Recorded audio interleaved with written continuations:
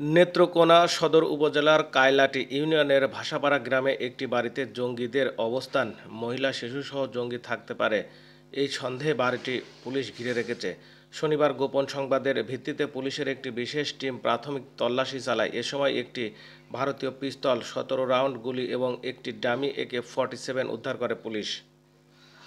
বিদেশি পিস্তল, 17 রাউন্ড গুলি, এটা হচ্ছে কি জেনুইন। এছাড়াও খেলনা পিস্তল, খেলনা AK-47, হ্যান্ডকাপ, তারপরে আপনার ওয়াকিটকি, এরকম আরও অনেক ধরনের প্রশিক্ষণ সামগ্রী রয়েছে এবং ওই রুমটাকে সাউন্ড প্রুফ করার মতো যে বিষয় সেগুলো রয়েছে।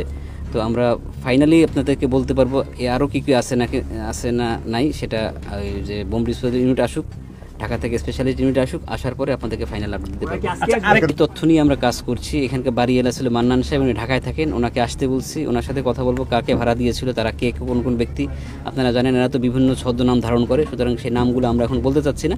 আমরা আরও ডিটেলস জেনে আপনাদেরকে বলতে পারবো। তার কোনো কানেকশন এখানে আছে কিনা আমরা এখনো বলতে পারবো না, কারণ আমরা এটা নিয়ে কাজ করছি। কাজ করার পর মান্নান সাহেব স্যার কি করেন এখন? উনি সাবেক একজন ইউনিভার্সিটির শিক্ষক, যতটুকু জানি উনি ঢাকায় থাকেন। স্যার এখানে সিসিটিভি ডিভিআরটা আমাদের ভিতরেই আছে, আমরা দেখেছি, যেগুলো আমরা এখনো চেক ব্যাক করিনি। বললাম যে ঢাকা থেকে স্পেশাল টিম আসলে তারপর আমরা বলতে পারবো। আর AK-47 এগুলো সব খেলনা,